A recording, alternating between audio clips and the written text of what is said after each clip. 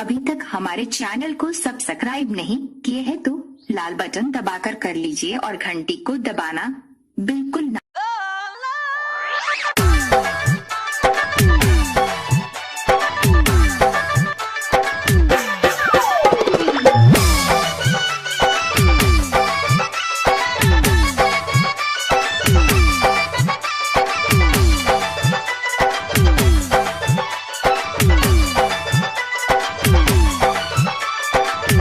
बजे हम ऊपर से डीजे बजे हम ऊपर से तू नचिया जक गोरी सुपर से तू नचिया जक गोरी सुपर से विपिन एहन डीजे कतो न मिलता जिला जबर में नाम भजे तो डीजे बजे हम ऊपर से तू नचिया जक गोरी सुपर से तू नचिया जक गोरी सुपर से गोरी सुपर से गोरी सुपर से।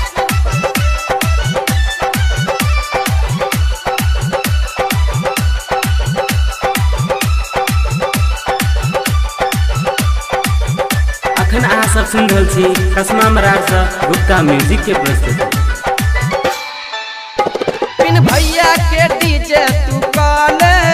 कोनो मनमा में राखै नहीं अब की विचार विपिन भैया के डीजे तू काले कोनो मनमा में राखै नहीं अब की विचार तोरा झूठ लगै छौ त गोरी मिले एक बेर गबरौरा के गान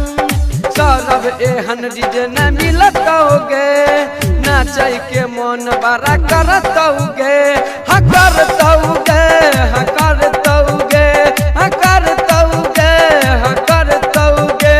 कि डीजे बजेबै हम ऊपर से गोरी नचिया जक तू सुपर से गोरी नचिया जक तू सुपर से सुपर से।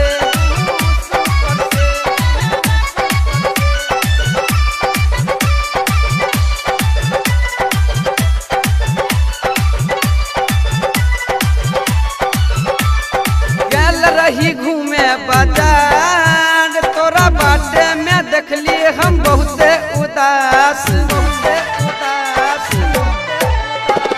गैल रही घूमे बाजार तोरा बाटे में देखली हम बहुते उदास कभी पता लगौली की गोरिया तोरा दिलवा में कोनो छौबा जखने हम ई सब बुझलियै गे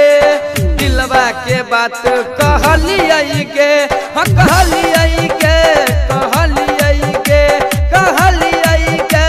कहलियै गे कि डीजे बजेबै हम ऊपर से गोरी नचिया तू जका सुपर से गोरी नचिया तू जका सुपर से सुपर से।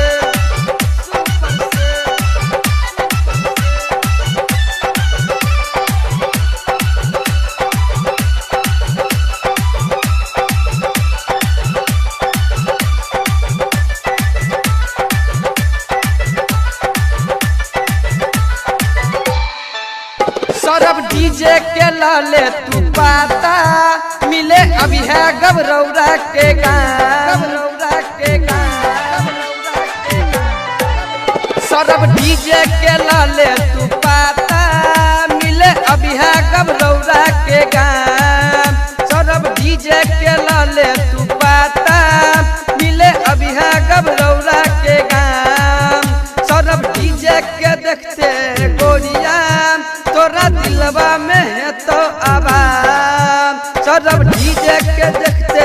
गोरिया तोरा दिलवा में है तो आवाम राहुल पंडित के न छोड़ी है गे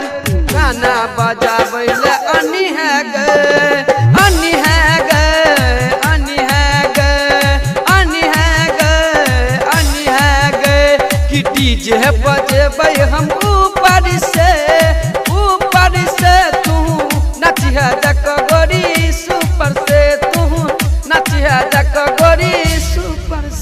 अहाँ सब सुन रहल छी कसमा मरार से गुप्ता म्यूजिक के प्रस्तुति।